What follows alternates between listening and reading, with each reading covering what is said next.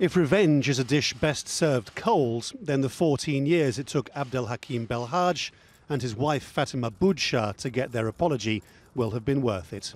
We come now to the statement by the Attorney General. In the British Parliament, a place which so often hears lectures about how other countries should obey the rule of law, the government finally admitted what Belhaj had always said, that it had illegally kidnapped him and handed him over to the Gaddafi government in Libya to be tortured. On behalf of Her Majesty's government, I apologise unreservedly. We are profoundly sorry for the ordeal that you both suffered and our role in it. In 2004, the British Prime Minister Tony Blair was eager to win over Gaddafi as part of the American war on terror. Belhaj and his wife were taken from Thailand by officials from the British intelligence service MI6 over suspicions they were linked to al-Qaeda through the Libyan Islamic fighting group, which was rebelling against Gaddafi.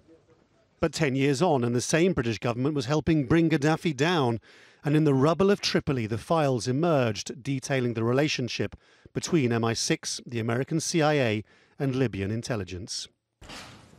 It took a full 6 years for the UK authorities to accept Belhaj's argument. He had asked for nothing except an apology. Today, the British government has acknowledged and apologized for the suffering of my wife and myself years ago. I thank them for this brave step. The British government has learned a lesson from this, and I hope other governments around the world will learn it as well. And outside the UK Parliament, Fatima Budshah held up the letter from the British Prime Minister offering the total apology for what they'd done.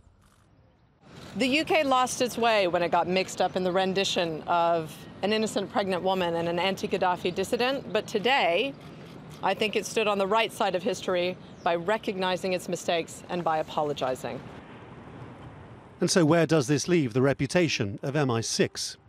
It's worth bearing in mind that spies do what their political masters tell them to, and in the years after the September the 11th attacks in New York, the Americans were doing rendition a lot, and presumably the British thought that they should too.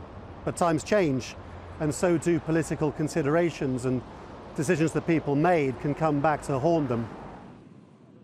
The torture cells Belhaj was held in are gone. The political architects of UK foreign policy then, including former Prime Minister Tony Blair, can now rest as easy as their MI6 agents, and a line is drawn under the scandal. But had it not been for the persistence of human rights lawyers, this day would never have come. Laurence Lee, Al Jazeera, London.